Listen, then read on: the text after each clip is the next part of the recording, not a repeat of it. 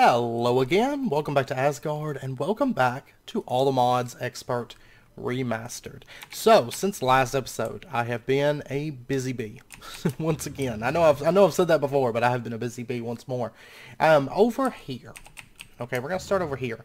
This is something I'm working with. It's not 100% done, but I'm working with this. Over here, I have expanded our setup that runs back through here. You know, it's all the same. It's just multiplied by 4.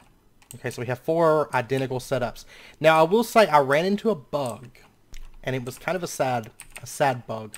I wasted a ton of stuffed eggplant because I discovered after last episode that my when I would go offline, or if I would leave this chunk, okay, if I would leave this chunk and say go fly off somewhere. I found that through testing, but the original issue was because whenever I logged off, anytime that I left the area around this chunk, what would happen is all my mana spreaders would would clog up, okay? And what I mean by that is, like, the droppers would still be dropping eggplant. The Gormialis would still be eating the eggplant. And the Gormialis would then send the mana over to the spreader. And we actually had an issue with this in the Void world. A couple people had set up mana production, and it had messed up and caused like really bad server performance, and we had to go through and actually delete all entities because of coal being dropped and the endoflames not picking it up. It was basically that same issue, except for with the Gormialis, of course, it just keeps eating. If stuff gets dropped, it eats it, whether it has mana space or not, whereas the endoflame won't burn stuff if it doesn't have space. So that's why I didn't really have any server performance from loose entities while this was going on. But what happens is with FTB utilities, it messes up and like loads the chunk, but doesn't actually like load the chunk. Like it's like lazy loading, which I've had issues with FTB utilities in the past. I thought it was mainly 1.7, but I'm still having issues in 1.10. So I actually got rid of all of our chunk loading. Well, minus these like little loose chunks that aren't quite as important if stuff goes bad on those. It's like a B setup and our Abyssal Craft, and then I have a B setup in the Nether, which I'm going to take you guys down to in just a minute. And I moved over to Chicken Chunks. I know some people say, oh, Chicken Chunks is bad, it corrupts worlds. I've had FTB utilities corrupt worlds. I've never had Chicken Chunks corrupt worlds. So I moved to Chicken Chunks. It tends to be fairly safe in my experience. So anyways, with that change to Chicken Chunks, it works fine. If I leave the chunk, if I log off or whatever, it keeps producing mana and it doesn't mess up. Okay, so I'm very, very happy with it. As you can tell, there's a lot of mana down here, and there's really big buffers and stuff. When you look at these, I've been in the Nether a lot lately, and these are all still down. Like, the mana spreaders would be all backed up, but they just wouldn't be pulsing mana, and the only way that I could fix it was I would have to break the mana spreader and replace it and rebind it and everything. Gormialis is still locked to this location, which is fine, but, you know, if I broke it, the Gormialis would keep sending it mana, so. Alright, so basically what I've got is spreaders come down to this pool, spreaders come down to this pool, spreaders come down to this pool and this pool. And then there's spreaders here, all elven spreaders. They're cheap enough at this point. They send them, like this side sends to this mana pool, this side sends to this mana pool. And then this spreader feeds over to a distributor, this spreader feeds to a distributor, and then we have kind of like a mana battery here in the middle. Then I have 3 spreaders that feed this Runic altar, which makes crafting. I don't have a ton of quartz enriched iron. That's just because I just used quite a bit of it, and because I haven't really been crafting as heavily as I was since the last episode. So, which actually I may have to make a little bit more of that now that I think about it. But anyways, these 3 feed the Runic altar, which causes quartz enriched iron to be crafted in a matter of seconds. And we can still upgrade these, of course, to Gaia spreaders. And then we can also do lenses, which we're going to get into before long. Because I think all these spreaders need lenses.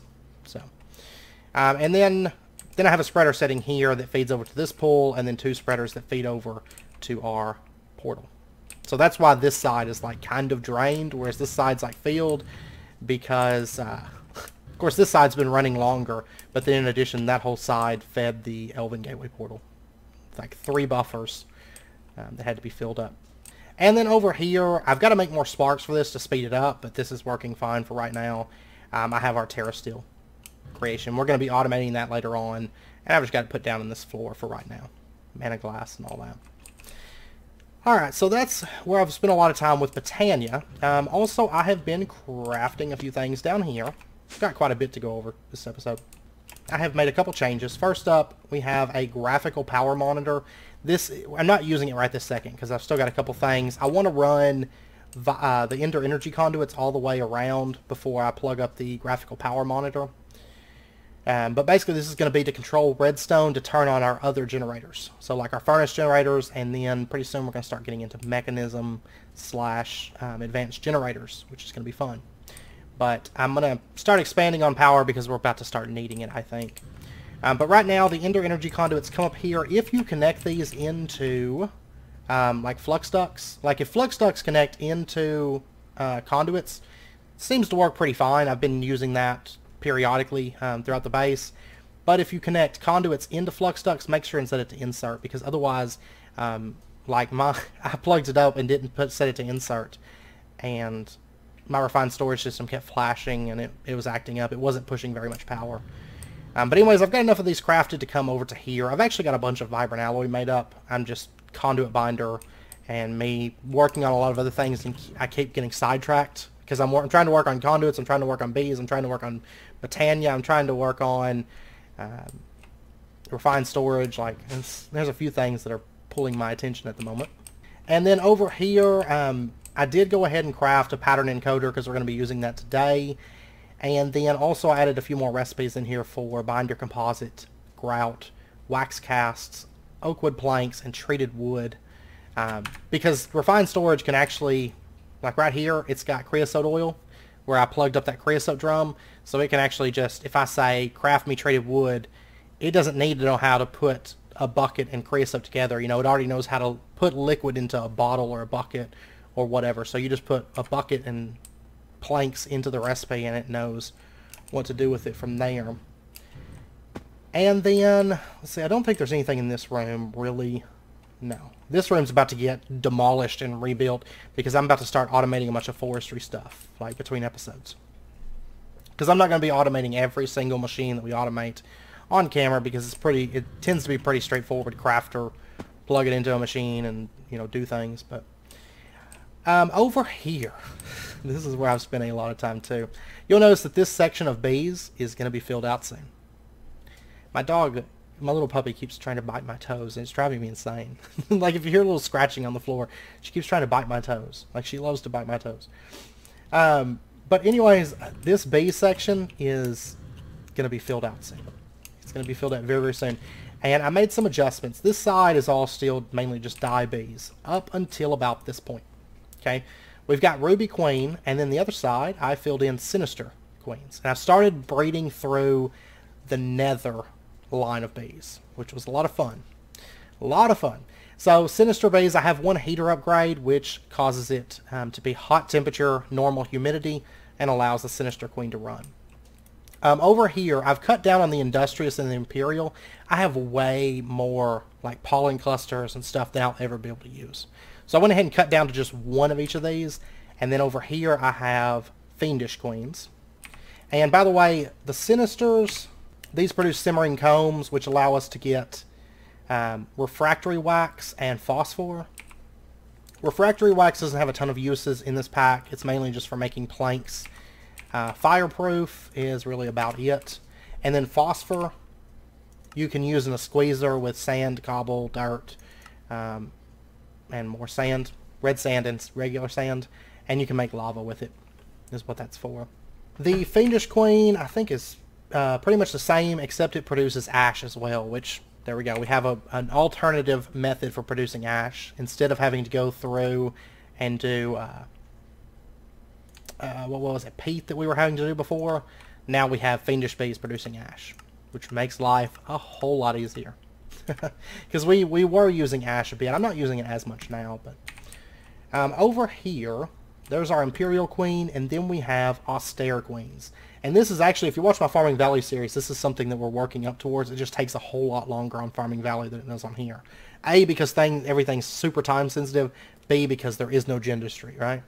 So, And it's a lot harder to automate stuff. Over here, you'll notice I have more upgrades in this one. I have a heater, and then I have 3 dryers. And the reason being, if you take a look at austere bees, they produce parched combs, but there's a 50% chance to produce powdery combs, but it's in the secondary slot, their specialty slot, right? And powdery combs, they produce gunpowder, beeswax, and honey drops. And the reason I have these extra upgrades in here is for the austere queen to produce her specialty. She has to have ideal conditions, which is a hot temperature and an arid humidity. So I had to adjust the humidity. She can actually run without any of these upgrades. Like if I was to pull these out, she's still chunking away, but it's warm and normal. So I need it to be hot and arid for her to produce gunpowder combs. So that's why that's in there. These 2 are both emeralds. I'm keeping those both as emeralds because I use a lot of emeralds. So, and then if we come on down here, this is actually purple slimy. The ones that we got, I think from a chest or something a long time ago. I had some since like forever, and I don't know. I think they came from a chest, but anyways, I went ahead and set them up so we could start producing purple slime balls, but also these slimy combs, so that we have slime balls coming in, which is quite handy when making binder composite. That's why I set them up. I was like, man, I'm out of slime balls. I had slime pearls, but I was running out of slime balls. This one right here is our Ender Queen. She was originally set up over there, and I still have to clean up her chest. I just now got around to moving her. Like, they were set up over here, and I didn't have a trash can, so look at all the bees. Just bees for days. So, and that's the ones that produce that Ender Propolis stuff. And then over here, we have demonic bees. This is where it starts getting really, really interesting. This is when we start getting into the really good bees. Demonic bees produce those simmering combs like before, but they also produce glowstone. So we have automatic glowstone coming in, which is awesome. Then, and over here, since this is in the Darklands Highland, which is a cold biome, I have to do 4 heater upgrades. Still only plus 20% energy. It's only 24.3 RF per tick instead of 20, so whatever. That's fine. And then next to her, we have Apocalyptic Queens. This one actually, if you notice, there's only 32 in there, whereas most of the rest of these have pretty much a full stack in them. I only recently got the Apocalyptic. And Apocalyptic was actually somewhat pretty cool. I think this was the point where I got a new thing, which I have not managed to get off onto a DNA sample yet. But if we take one of these drones and we scan this, which it took a while to actually get this to, like, the trait to stick. If we come down here, Tolerant Flyer. So it can fly in the rain. So we're finally going to have that as a trait. But Apocalyptic Queens, 4 heater upgrades once again. And if you take a look at these, specialty produce gunpowder, blaze powder, and gas tiers. Awesome. Of course, we already have gunpowder coming in elsewhere, but blaze powder and gas tiers are really, really nice to have automated. And to get her specialty, TNT underneath the apiary. This apiary over here has power, but it's not running anything. That is for an upcoming bee breed, which I'm going to pop into the Nether. And I'm going to show you guys something.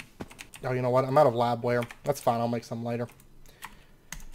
That's fine. I tell you what, though, like, these honey drops, I've went through so many stacks of those, and I love it because I don't even have to worry about it. I have, like, 12,000 honey drops right now. It's so good. Alright, so if we pop into the Nether, which we're almost done going over update stuff. And by the way, I'm probably going to end up plugging up, you know, we were making that veggie stir fry, right? We were making like veggie stir fry and stuffed eggplants. It's eating through that stuffed eggplant so fast, like, I need to speed up the farm, which I haven't done yet. But I'm probably going to have veggie stir fry running through it as well. So maybe just tell it to craft veggie stir fry as well and export it. So then it can bounce between stuffed eggplant and veggie stir fry depending on what it has available as far as resources. So then we'll technically have 2 farms and just 2 different foods running. It's probably what I'm going to do. Eventually it's going to get backed up because, I mean, it's producing a massive amount of mana. But anyways, down here in the Nether, I am breeding... I got one! Ha ha ha ha! Yes! Okay. It only took about 4 or 5 attempts to get this. I know I was super excited, but we're getting into really exciting bees. Like, really cool bees when you're like, whoa, yeah. Okay, so anyways, had a moment of excitement there. I've been waiting... Well, I've been working up to the speed. It actually didn't take too long to breed it, but... Apocalyptic and Demonic. If you breed these together, you have a 5% chance to get a withering bee. Now you'll also notice that the apocalyptic bee can be bred together with radioactive to get Runic, and apocalyptic and golden to get iridium. So uranium and iridium right there, we're fairly close to... I'm going to start working towards the gold bee next so I can fix my gold problems as well as a few other problems that we have on resources. But if you take a look at the withering bee, okay, this produces withering combs, which give us refractory wax once again, but also bones and coal. And then in addition, specialty is wither skeleton skulls. Okay, and to get that specialty, you put a wither skull on top of the apiary and you'll start producing wither skeleton skulls. Super simple. And then in addition, if you take a look at this, withering plus ender, which of course we have ender bees, right? Yeah, we have ender bees. That's just the ones from the end. I had to double check. These two have a 2% chance to get a wither queen. Now you'll notice these still have to be done in the nether biome. You don't have to, once you have the bee, you don't have to keep it in the nether. As you saw, I have the other bees up there, but you do have to get these breeds, you have to breed them in the nether for this to occur. But withering plus ender, we can get the wither bee, which will give us withering combs, which once again, that stuff, but a 3% chance for nether star fragments, which 4 of these together, 4,000 millibuckets of lava makes nether stars.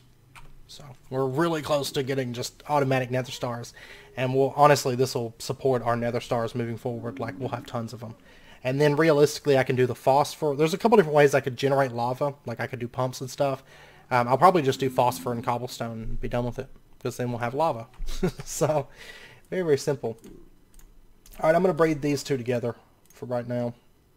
And actually, before I do that, let me scan this.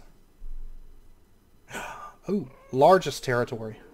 Okay. Yeah, I think the main thing I want off this is the largest territory. I would love to have largest territory. But if I don't get it, then again, I don't really care.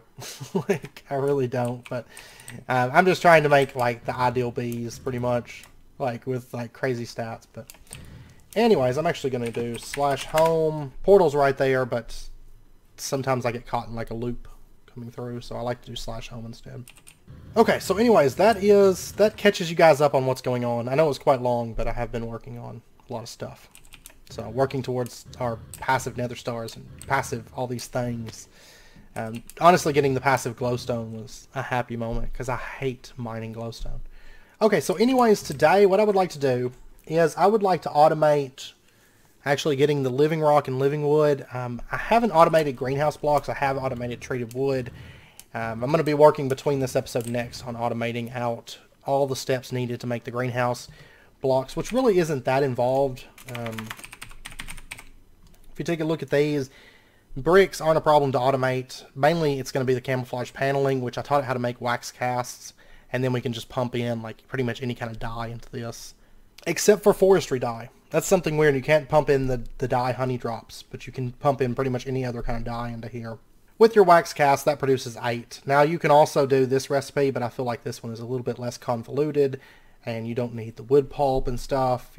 And we have tons of beeswax, so I like this recipe a bit more. It's double production as well, so it won't take us but a second to automate that. But anyways, I want to go ahead and automate actually making the living wood and living rock because I am so tired of having to place the blocks and break the blocks myself. I don't like doing it. Now that we're reaching the automation stage, I want to get rid of some of these tedious things. So I've got, here's 40 camouflage paneling. And, okay, it's out of biomass. That's fine. That's fine. I've got to rework that. I'm pretty much going to have, I'm going to rework all that biomass and honey and stuff like that so that it's passively generated as well. So, anyways, what we are going to do is I've actually crafted up 3 of these auto placers from actually Additions. We're going to be using those because, like I said, I'm going to set this up as a recipe with a crafter. And honestly, I'm probably going to have to make some quartz enriched iron. I have 6. Yeah, I have to go make some. So I'll tell you what, I'm going to cut for just a minute and I'm going to make up a bit of quartz enriched iron. But before I do that, let me show you. Let me actually make some greenhouse blocks here. See, I'm tired of this whole process. Like placing and breaking and all this mess. I don't enjoy it. Okay, I'll show you how fast this thing runs now. And it's going to get faster, but for right now, there we go. And you'll notice the quartz enriched iron is much faster to make than it used to be. And then we'll upgrade the spreaders again later, and then we'll put lenses on them as well to increase the potency, so that they move a lot more mana at a time. So there we go. And then when you're making a lot of this, don't forget you can right-click this, add in the last recipe. So anyways, let me craft up, I don't know, about a half stack or something of this quartz enriched iron real quick. I'm trying not to overcraft it because we're going to have it automated soon. I'd rather just do the bare minimum to get to that point, and then we'll automate it, and all will be right with the world. So I definitely don't mind crafting the quartz enriched iron as much anymore. It's not as bad. Okay, give me that. Okay, I want the auto placer, and then I'm also going to want to get a crafter from refined storage. One of these. We made these last episode, actually. And let me actually dump this bee into here. I've got a bunch of bees in here. Ones that I was breeding along the way and stuff. And basically I just fill it, or I put a bunch of bees in there and then I go trash them. Oh, by the way, there is one other step. I forgot to mention this, just so you don't wonder what happened to it. Austere bees, they do require that frugal drone, or frugal bees. I actually didn't keep that breed because the frugal is only used to make austere, and the produce is just a parched comb, which only produces beeswax and honey drops. So I went ahead and just, if I'm never going to use it for breeding again, I didn't bother keeping it. I didn't see much point in it. Okay, so anyways, the crafter. There we go, there's one of those. And then we're going to want some kind of a buffer. We're going to use a chest. And then also from refined storage, and this is a very, very simple setup in truth to do. I'm going to make destructors. These right here. So let me make, I want 3 of these in fact. And then go ahead and give me just a piece of living wood so I can set filters. Alright, so what we're going to do, I'm going to have to figure out, I want this up in the Botania area. It's going to be very, very small, like on space and everything. And I actually thought about just sticking it like right over here. I think it would look okay. So, yeah, I think I'm going to do that actually. Just because it'll save us a little bit of space. And I don't really have an axe on me that I can use for this. Will this axe like cut everything in sight? No. Okay, cool. Good stuff. Alright, so what I'm going to do is, let's bring this back just a little bit. Okay, tell you what we're going to do. We're going to have our placer setting just right here. And I'm going to turn the pure daisy into a floating one, I do believe. And then we're going to have our destructor setting, no, actually I want it facing up. So let's just put down netherrack. Okay, we're going to put the destructors facing straight up into that netherrack. And then, so let's go ahead and break that off. And I'm just going to do, oh wait, before I do /home, let me set a marker here and say here. And let me delete the old ones. Yeah. Okay. So /home. And we need to get right up there. So what I'm going to have to do is I'm going to have to run our cables, our refined storage cables, up over to that area. I may have to get a little bit more quartz enriched iron to plug this up, I think. Okay, there we go. Finally got over to here. And let's just run our cable over. We actually have to run it a pretty fair distance. I'm going to have to go make more quartz enriched iron to make more cables for sure. Yeah, because I've still got to run it back over and down here. But the nice thing is, I mean, that's going to span a lot of our base with that cable. So, at least there's that, I guess. So let me just get more iron, biotite, and quartz. Which the setup is actually just about done, too. Just dump that in there. And, by the way, if you hear a noise in the background, I do apologize. The puppy's sleeping now. Like, I swear, that's what pugs do. Like, they just sleep and eat and bite your feet. It totally rhymes, too. It's perfect. But, yeah, that's seriously, like, that's what she does. That's, like, her way of life, I guess. Her nindo. Okay, so there we go. That'll be good enough for right now. Because I don't want to use up all my living rock. And I will put facades in this so it looks a little bit better. a little bit later on. On these destructors, I want to go ahead and set the filters for this. So I want to say living rock and living wood on each of these, so that it only breaks the living rock and living wood, and it doesn't break our treated wood and our greenhouse blocks. And then let's just pop over here, and we're going to go ahead and make a couple patterns as well to teach it how to make this stuff for us. So pattern grid, and let's say the oh wait, this is going to need to be processing, not crafting. If you take greenhouse blocks, let's go ahead and get those. And also if you take treated wood, and then we're going to say, oh yeah, let me get a couple patterns here. Let me dump that stuff into there. 2 of those. Pattern. And we're going to say that if you take greenhouse blocks, then you get living rock. Oh, just 1 piece. So greenhouse makes living rock in code. And then living wood is made with treated wood. And will encode. Okay. And the patterns are as simple as that. We don't have to get too fancy with them. And then we'll just pop back. Oh yeah, forgot to make cables. So let me make cables real quick. Technically I've got this little handheld thing, but but I don't use it too often, simply because I haven't done the range upgrades yet. I will, I just haven't yet, because I'm sorting out power before I do that. So there's 24 more cables. Maybe that'll be enough. But before I set all that up, I want to go ahead and slip back here. And I want to go ahead and set up the crafter and the patterns and all that stuff real quick. Okay, so all we're going to do for this is we're going to set our chest down. We'll have it setting like right there. We'll set our crafter down facing into the chest. And in here we're going to drop in our 2 patterns. And that's all good. And then we'll take our item conduits, lay those out, and I don't want them to connect to the destructors, so we'll go ahead and pull that off.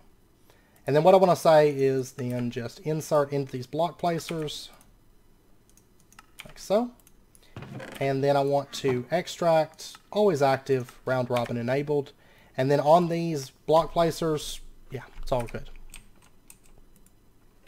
These are just set as they are, so, and that's good. That's how we want it. And then all we have to do now is just finish running our cable over. So let me work on that. I may have to go make some more quartz enriched iron, possibly. And I wanted to tackle this first because honestly, I think out of all the stuff I've had to manually make, this living rock and living wood is one of my least favorites. And I think that's simply due to the fact that it's so easy to automate with refined storage, like so easy, that I'm just like, I just want to get it done. And then we're going to do Runic Altar this episode as well. Like I said, this episode may run a little bit long between all the updates I had to give you guys as far as what was going on, and then doing all this stuff, which I'll go ahead and, after this little segment, I'm going to cut, and I'm going to prep some stuff because we do need quite a few things before we automate the Runic Altar. But it's pretty standard, pretty straightforward, I think, if you use a sub network.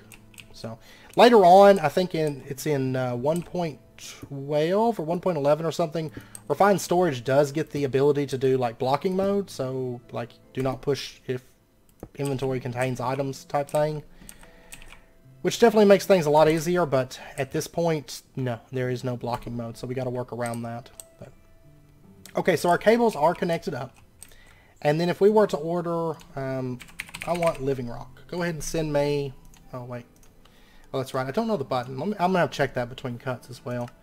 Send me some, don't send me one, send me like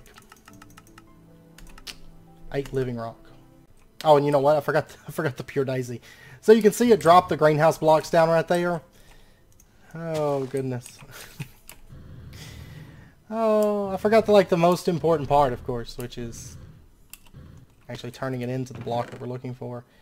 I'm gonna dump my inventory too between cuts. It's mostly stuff I can just throw into the system, so it's not really a big deal. Alright, so floating flower, and then the pure daisy. There we go. And this will kind of be floating down in our terra still area. That's fine. It's not a problem. So if we put this down right here, that stuff gets broken, and you can see it's setting greenhouse blocks down, and it's breaking them like instantaneous. So I've got to do some like cable facades and stuff like that, and actually like right over here I'm gonna put like living wood and put down some living wood. There we go. And then I've got to do little facades down there, but that's not a problem. They're super easy with refined storage. So alright, so then if we pop down here and we take a look, we ordered what, like 8 living rock, I think? Yes, there we go. There's that. Now I still have to make the greenhouse blocks right now manually, but like I said, I'll get that stuff automated. And then if we order living wood, now living wood, it knows how to craft everything. So if I was to pull out, say treated wood, I only have half stack, and then we were to request living wood, let's go ahead and request like 20. You can see it's going to take 20 treated wood planks, which is 24 oak wood planks, which is 3,000 millibuckets of creosote. And we'll go ahead and say start, and we'll see how fast it crafts. There we go. It's making living wood right now. Which we can speed that up. Honestly, I feel like it's only sending it to like one block placer right now. I don't really feel like the round robin is really doing its job. But that's okay. Anyways, so that's done. Luckily, I mean, this isn't, like I said before, this isn't a pack where we need, I need to have 50,000, I shouldn't throw that stuff in there. But it's not a pack where it's like I need to have 50,000 living wood on hand at all times. Like, made to order is perfectly fine for this pack.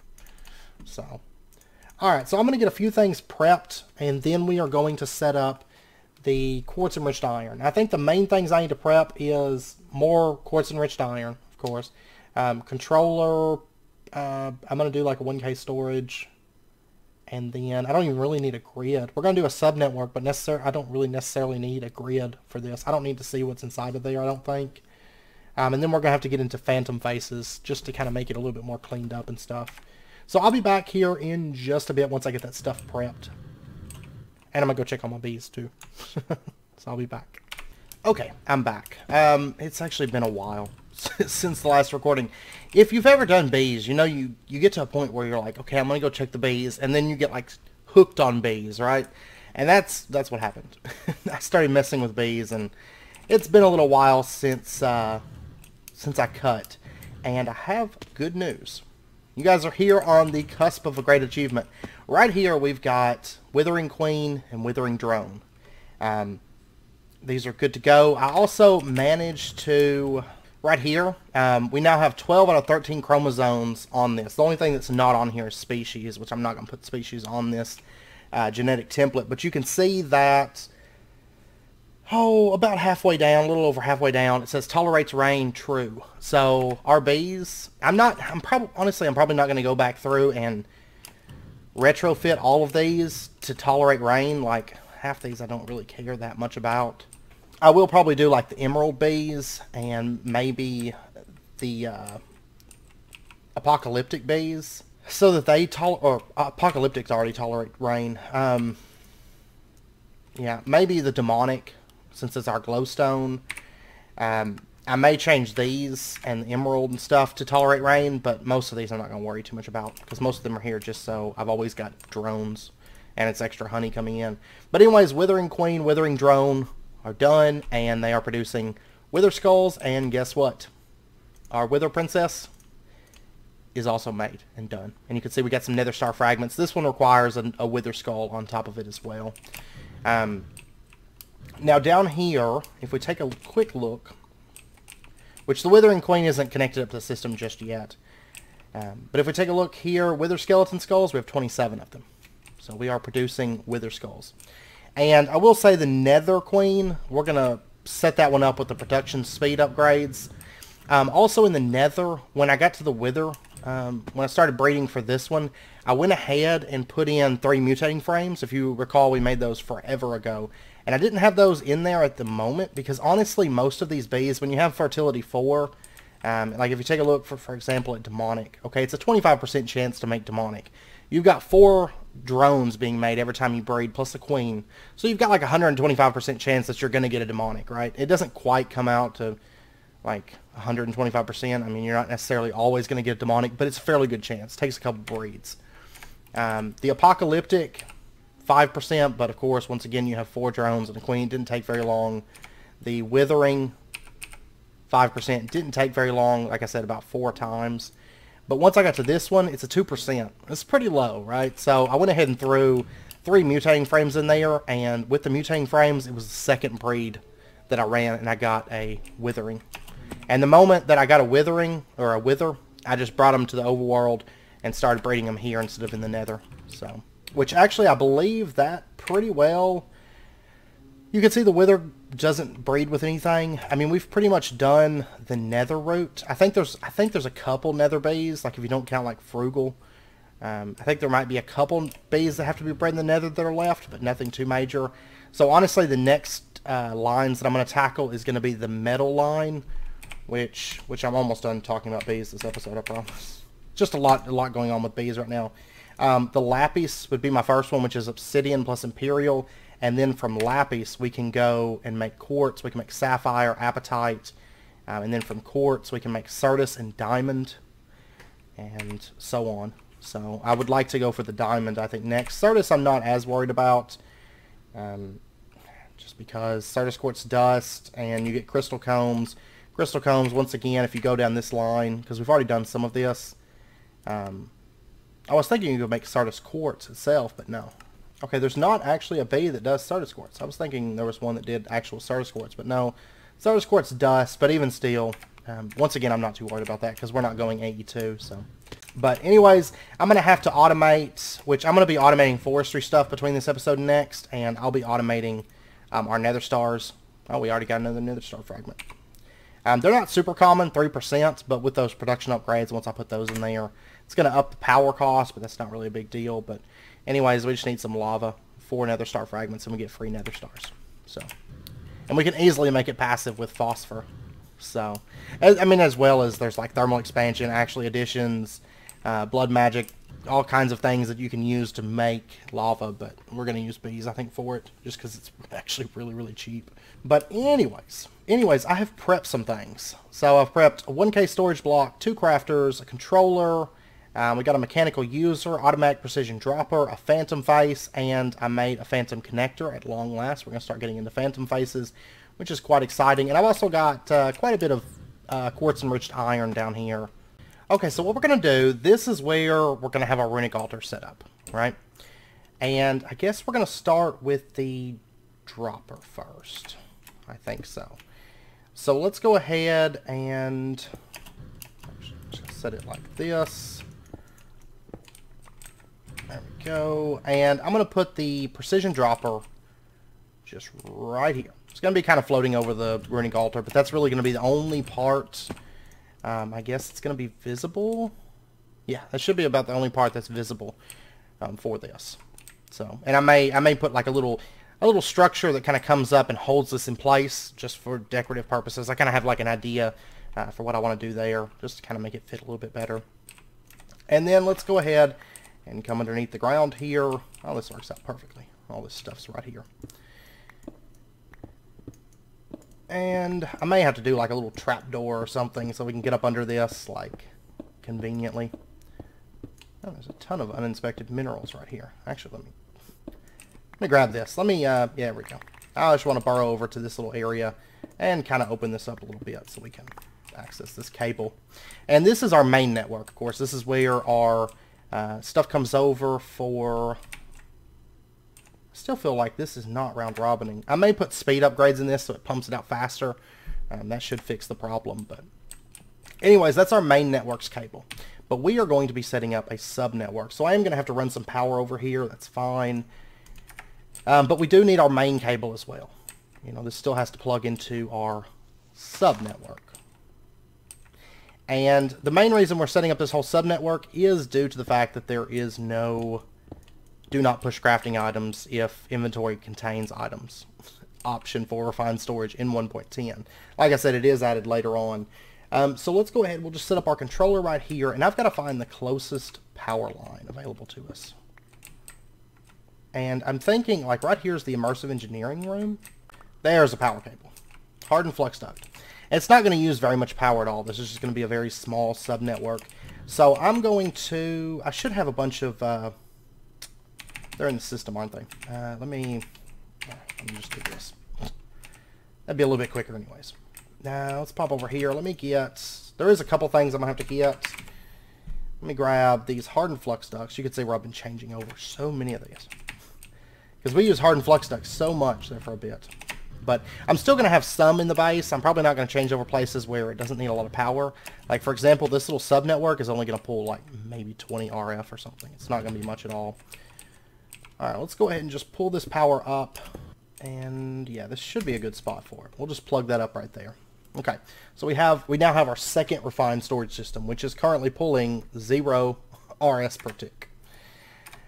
Alright, and like I said, we don't necessarily need a grid for this because it doesn't really matter. I am going to put a 1K storage block, and that is mainly due to the fact that this is going to allow us, of course, to store items.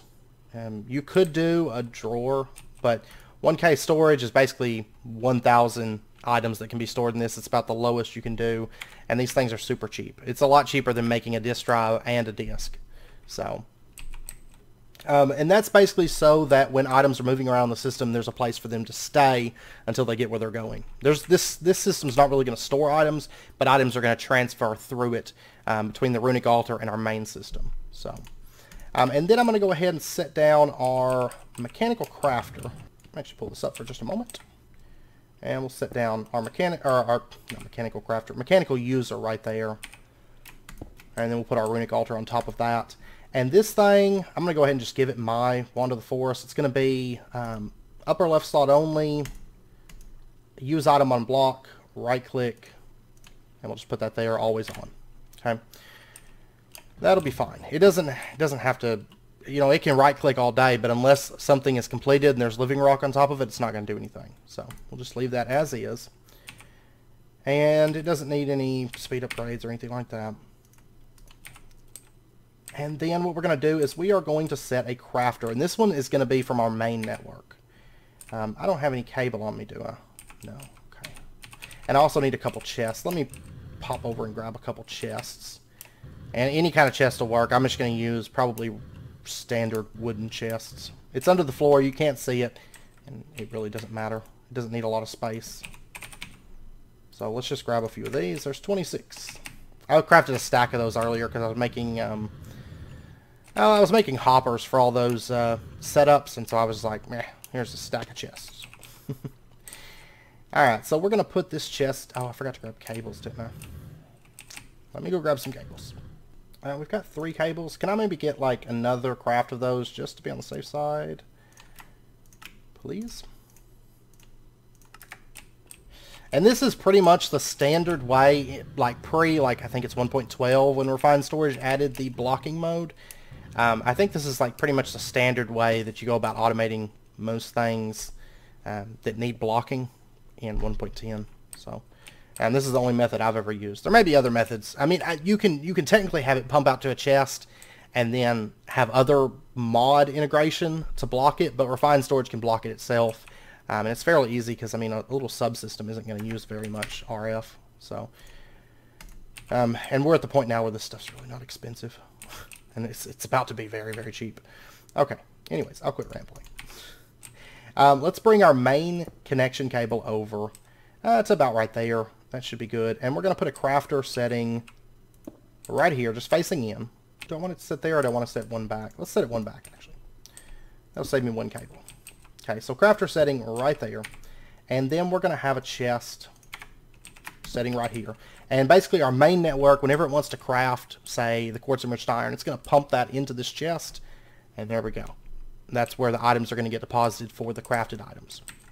And then what we're going to do is we're going to have to craft ourselves a couple things here. Let me grab... Let's see, we're going to need 2 exporters, an importer, and... probably external storage would be good. So external storage is like this. Okay. Craft. Actually craft a couple of those because I know we're going to need them here in a minute. And let me craft a couple of those because I know we're going to need them in a minute. External storage. And then let's get ourselves... I prepped the main things that actually like cost any resources, but...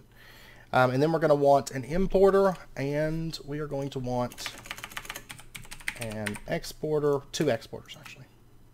One, and then 2. And I think that's the main things that we're going to need.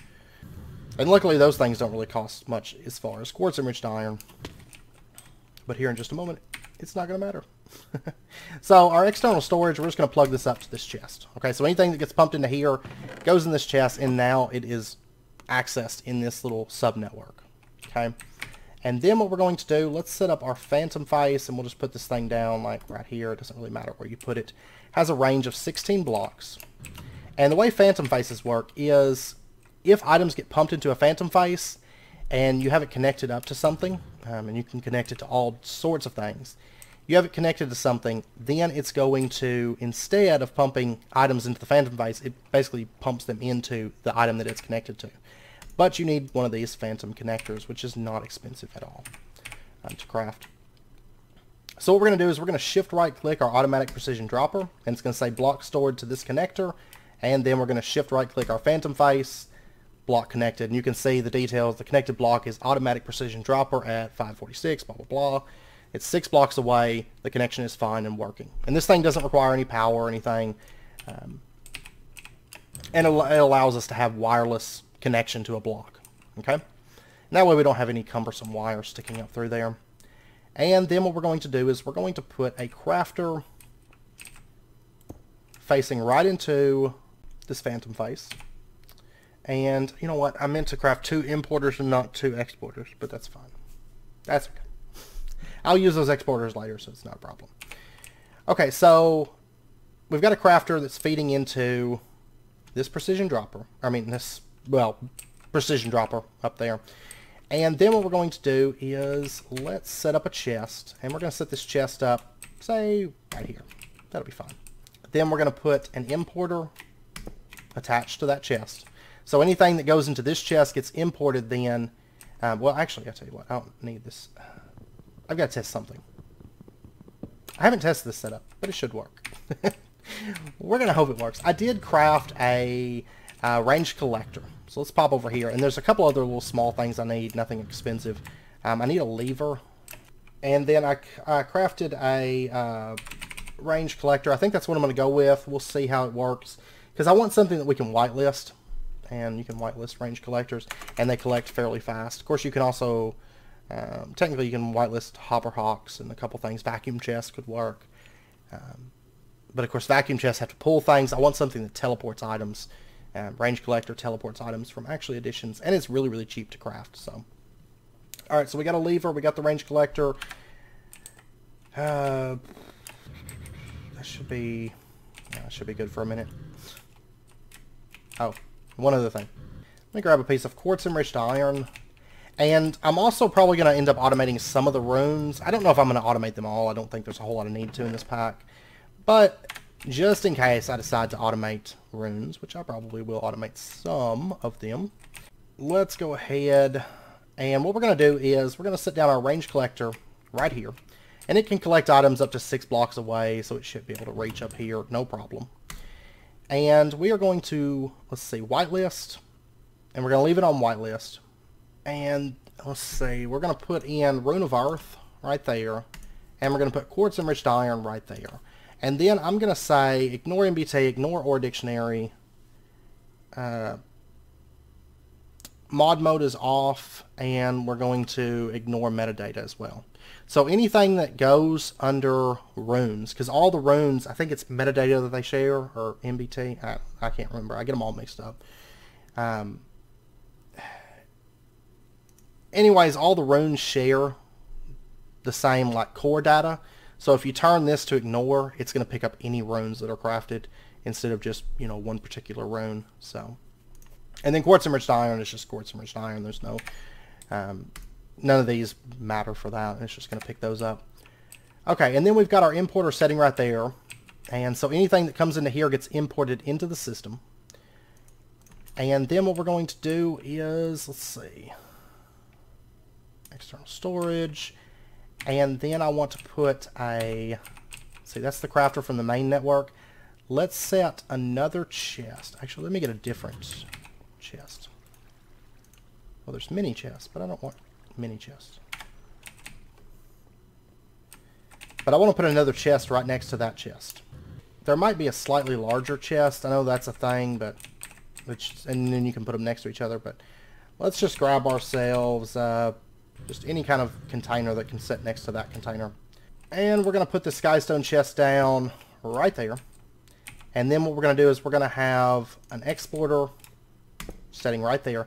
And the reason I'm doing an importer from this, because this is going to import the runes and the quartz enriched iron and whatever we're crafting from the runic altar, right? It's going to import it into the system, and then it's going to turn around and immediately export it out of the system. The reason I'm doing that is because we want the system to recognize, you know, it has to pass through this subnetwork. So the subnetwork says, okay, it's been crafted, and it'll queue up another craft. Okay, and I'm going to show you how that works and, you know, queuing up another craft and all that in just a second. We're just kind of getting the layout down right now. And then over here, connected to the main network, we can connect it into our crafter here. We are going to put an importer, which I didn't craft, that other importer. So we'll just stick that thing on the chest right there. And then that way anything that comes into this chest gets imported into our main network. And then what we're going to do is we're on our exporter, we're going to say quartz enriched iron and rune of earth get exported. And we're going to say ignore MBT, ignore ore dictionary, don't compare damage. Okay, so basically the same thing we said before. So that way any runes that come into here, we don't have to set the filter each time for that. It just, you know, rune of earth, rune of fire, rune of water, rune of lust, rune of greed, all that stuff is just going to go and get exported. Okay, so that's most of it, in truth. One other little thing we have to do, because, like I said, there's no blocking mode by default within refined storage. But what we can do is this crafter right here, there's an option here, trigger auto crafting with redstone signal. We're going to set this to yes. That's very, very important. And then we're just going to put a lever on here and hit that lever. And what this is going to do is that anytime the system gets the items that this is going to have recipes for, so if we put a quartz enriched iron recipe into here, anytime that it gets the items that it can craft quartz enriched iron, it's going to try to craft it. Okay, it doesn't matter. We're not going to be ordering things through the subnetwork. It's just going to auto-craft. But the nice thing about this is it's only going to auto-craft one at a time, and it's going to wait until that completed item goes through the system before it queues up another craft. Okay, so if I ordered, say, you know, 100 stacks of quartz enriched iron, that's fine, but it's only going to craft them one at a time. It's not going to keep dumping items. Okay, so basically, well, let's go make the recipes, and then we're going to quickly go over it in detail now that everything's set up. I think that's everything. Hopefully it doesn't explode. Like I said, I haven't tested this. I've done a setup like this with refined storage in the past, using the subnetworks, and it's been a while, so hopefully I didn't forget anything. Let's make a couple patterns here. I'm going to want pattern this, make me 2. You're going to have to set up 2 patterns. But luckily it's as easy as just hitting a button twice. So, alright, so we are going to want ender biotite, 2 pieces of that. We're also going to want elven quartz and iron ingots, 2 of those, 4 of those. And, okay, yeah, and then 1 of these. And what we're going to do is we're going to say that if you take 4 iron, 2 elven quartz, 2 ender biotite, and a living rock. That's very important because, of course, it takes a living rock for it to be able to, you know, finish the craft. Then that's going to make you, oh, I can't, I actually have to have the item, don't I? Can't remember, does this version of this, yes, it has this feature. So you can actually do that if you want. But if you do this, make sure and close out the runic altar. Oops. Shift click. And it's 4 iron, 2 elven quartz, 2 ender biotite, and then your living rock. So you can lay it out that way. I think it looks like a mess, so I prefer to just manually put it in unless I don't have the items. So that, and living rock makes you 4 quartz enriched iron, and we're going to encode, and once again encode. Same recipe, exact same recipe, no changes. Okay, and then we'll just pop over here, and we can set this thing up. So in this crafter, put in the recipe for quartz enriched iron, and in this crafter, put in quartz enriched iron. Okay, so basically what's going to happen is our main network, if we request quartz enriched iron, it's going to go to this crafter, it's going to dump it in this chest, right? Then from this chest, it's now in an external storage state, so the system recognizes it and it says, okay, well I have these items that I can use. And the crafter says, oh, well, I can craft quartz enriched iron with that. So, since it has a redstone signal, it's going to try and attempt one single craft of that item. And, of course, 4 quartz enriched iron per craft. And so it's going to try to dump all those items into the phantom face. And it's not going to dump any more or any less items until it gets 4 quartz enriched iron. So the phantom face is then going to send it up to the automatic precision dropper. It's going to drop it on the runic altar. It's going to drop the living rock, which is just going to set on top of the runic altar. And then once it gets all the mana it needs, mechanical user is going to right click it, absorb the living rock, and out pops quartz enriched iron. And then the range collector is going to grab it. Oh, I forgot one thing, actually. And what we're going to do with the redstone torch is right here, the automatic precision dropper is set to redstone mode. Yeah, actually, that's what I wanted. Redstone mode deactivation. So if it gets redstone, it deactivates because it's not going to get any redstone. And then this right here is redstone. Okay, I didn't actually need the torch. Scratch that. And once the room gets crafted, the range collector is going to grab it. It's going to go into its inventory, which is right here. And then the importer is going to import it into the system. The system's going to go, okay, you've made quartz enriched iron, and it's going to queue up another craft. Meanwhile, that quartz enriched iron gets exported to this chest and then imported into our main network, causing the requested craft that said it initially wanted the quartz enriched iron. It's going to say, okay, you've made 4 quartz enriched iron, so it's going to take it off of the total. Okay. If you guys have any questions, let me know. But I think it's pretty straightforward. Try to explain it the best I can anyways. Alright, so then if we pop over here, and I need to put solignolias and stuff, I'll do that between episodes. And let's dump all this stuff back into the system. We'll dump that, and that, and that, and that, and that, and that, and that. I still have to teach it how to make living rock start to finish. I'm going to do that between episodes when I automate all that forestry stuff. Which is really simple. It's crafter attached to carpenter and then pump the items out, you know. And so on. So, anyways, let's go ahead. I want to order quartz enriched iron. I still haven't looked up the button for that. So let me just say, send us 40. Can I do that? Yeah. Send us 40 quartz enriched iron. Okay, so now if we pop up here, we might even see this thing. Yeah, it looks like it's crafting right now. You can say... Look at that. It's crafting, and let me grab some food because I'm getting hungry. There we go. There's quartz enriched iron, and oh my god. Okay, that thing's not fast enough. Let me actually hit this lever real quick. That's gonna get pulled out. Okay, I'm gonna have to change the range collector to something else. And it has to be something that can be whitelisted. Let's see. I'm going to put a vacuum hopper right there. And we'll say ignore metadata, whitelist, and I didn't bring a rune with me. That's fine. I'll set the rune later. We'll put quartz enriched iron right there. We'll say range of 6. It's a 3 range. 2 range. Yeah, that should be good. And that should pull it off before anything happens. I wish we had the ender collectors from, what is it, open blocks? Those are nice. Those are really, really nice. But anyways, this works. Also, I guess there's transfer nodes, which would work too. But I've already got a vacuum chest. It should work fine. And I've got it back here. I don't think it looks too bad. Which means I can get rid of that. We'll go ahead and grab the importer. We're going to put the importer just right on the bottom of this vacuum chest. And then if we run our cable down, which I didn't bring with me... And we'll just run it across like that. Okay, now if I hit this, you can see it's dropping the items. And, whoops, I did not mean to pick that up. Set that back down right there, and this should work. Should work very, very well. There we go, the quartz enriched iron gets brought out, and then we should see it. There we go. It's dropping more things. And then it's kicking through more quartz enriched iron. And yeah, everything should run perfectly.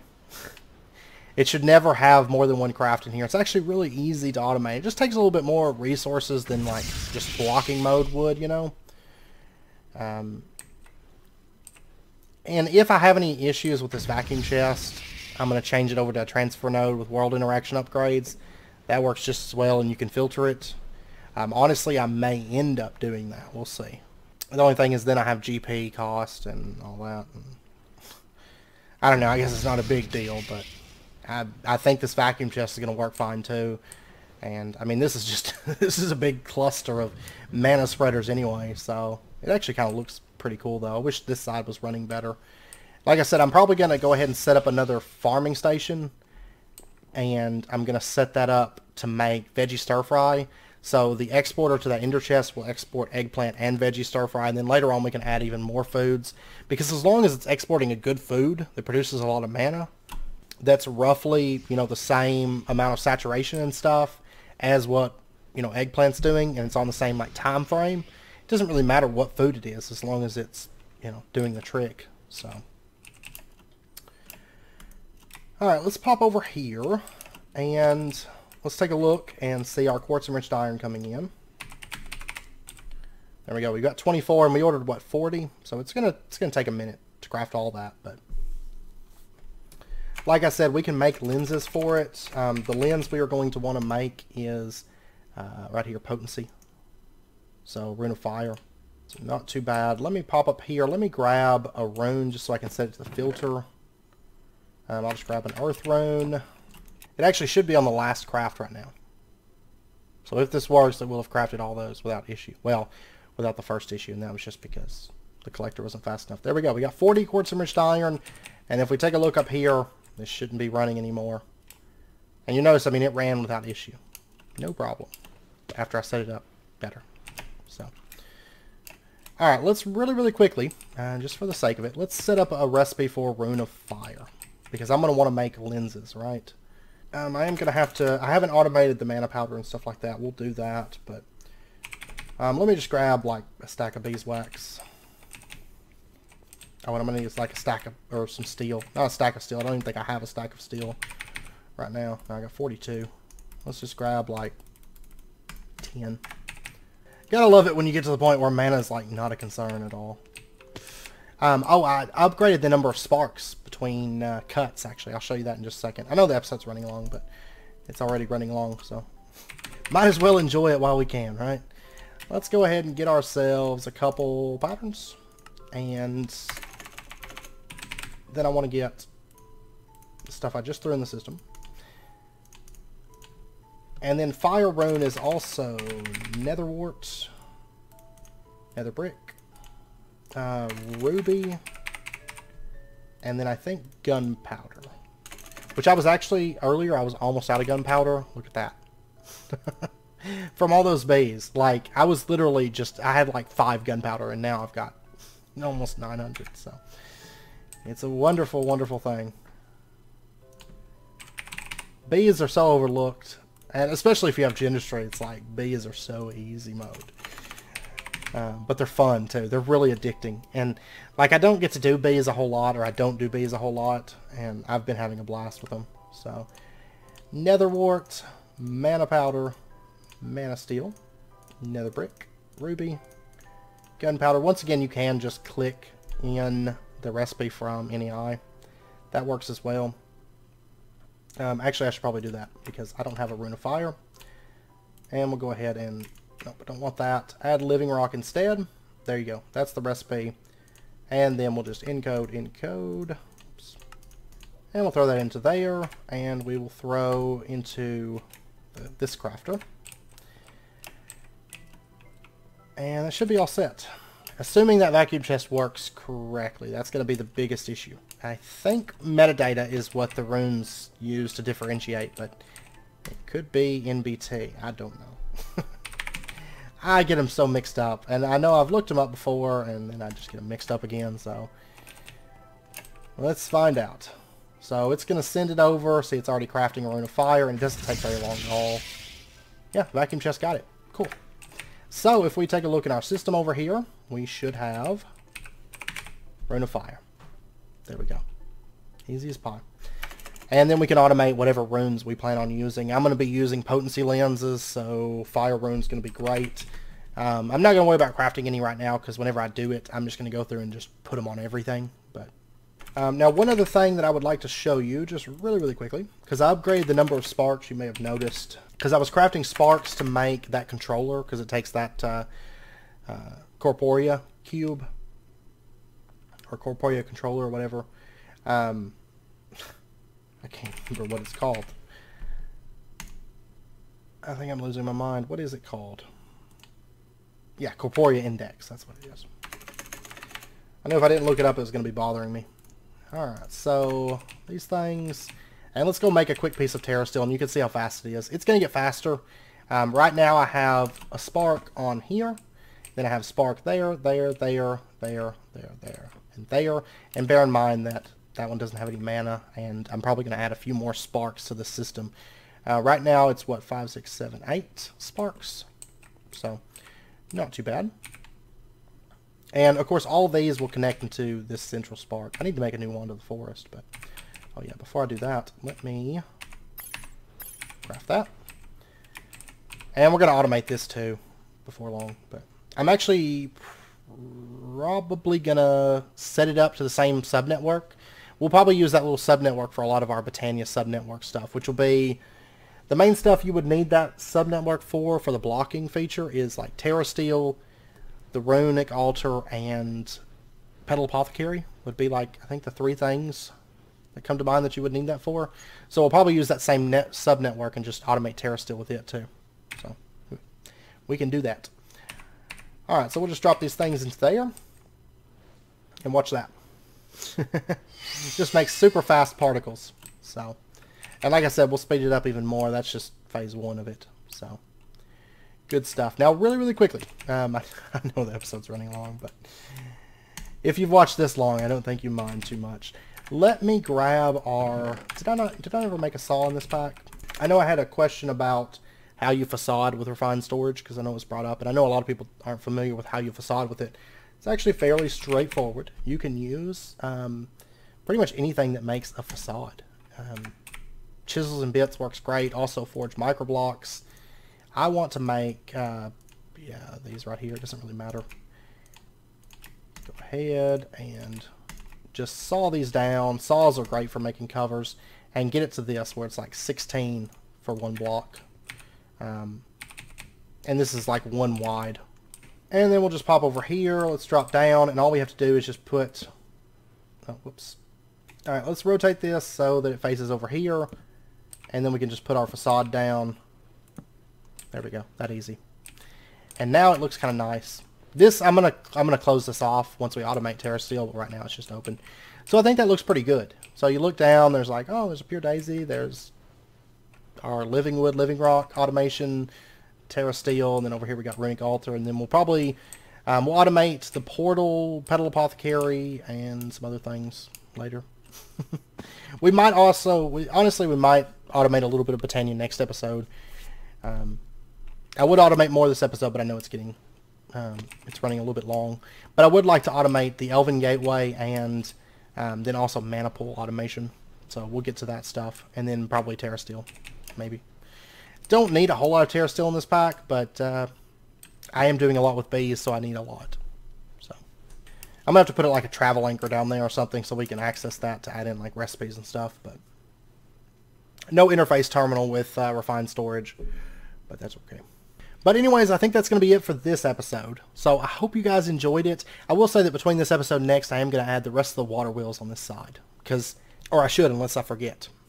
Because since I've automated treated wood, and we have no shortage of wood or creosote, honestly, crafting those out is not a problem anymore. So I'm going to get those put in. So those will be sorted, but...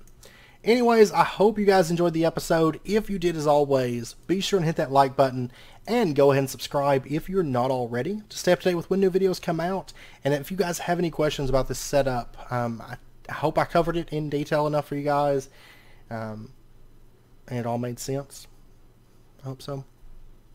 Just don't forget, you have to make sure and set your crafter on your subnetwork to craft when it has those materials. So... And the nice thing is you can connect that same sub network up for multiple different crafting methods. Because, like, for example, if you had Terra Steel automated, that's Mana Diamond, Mana Steel, Mana Pearl. Well, even if the Runic Altar takes something that has Mana Steel, it's still going to say, well, I don't have all that stuff that it takes to make Mana Steel, so it's not going to queue it up. It's not going to queue it up unless it has all the needed materials for that craft. So we're going to use that same sub network for all of our Botania crafts. So, but anyways, I hope to see you guys next time. Until then, as always, do take care, stay safe, and I'll see you guys then.